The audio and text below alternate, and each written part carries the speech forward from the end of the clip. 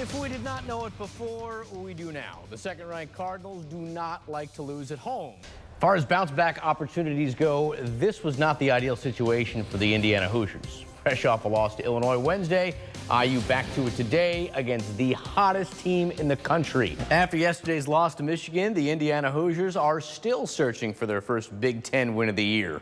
They're now 0-3 in conference play as they get set for another tough one this Saturday. John Lewis and Rick Bose explain how they can get going.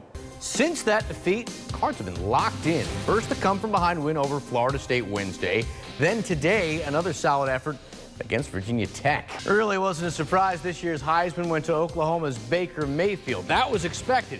What was sort of unexpected, at least to folks around here in Louisville, was Lamar Jackson finishing a distant third in the votes. Tonight, John Calipari looked to make history by ignoring history altogether. Did you guys see the end of the Alabama basketball game yesterday?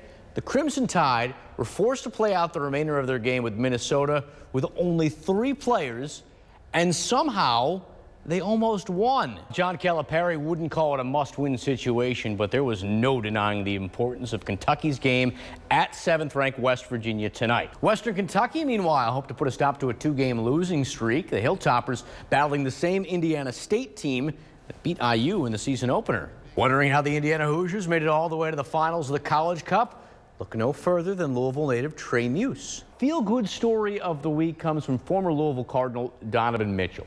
He's made it to the big time at the NBA, but it's clear he has not forgotten about the people that have gotten him there. While the Louisville men's basketball team has struggled to find a rhythm in the early part of the season, the U of L women are already playing like a well-oiled machine. Bengals cornerback Drake Kirkpatrick set a new NFL record today, but I don't think it's something he'll brag to the grandkids about. Whether they play in Rupp or Memorial, victories have been all too rare for the Louisville women in Lexington. The other good news, Eric, they're wearing those throwback uniforms, and I'm told they're 2-0 against Syracuse when they do it. It almost looks fake, doesn't it? And I, for one, welcome our alien overlord. We end with horse racing. And speaking of endings, Gunrunner got a perfect end to his career at the Pegasus World Cup Invitational. Meanwhile, the start of the Archie Miller era at IU has left a lot to be desired. Instead of a renewed focus, the team appears to have taken a big step back. The eclipse was last week, and now everybody is wondering what to do with these glasses. I think I figured them out. You put them on, you watch the Reds play, and you miss all the bad plays.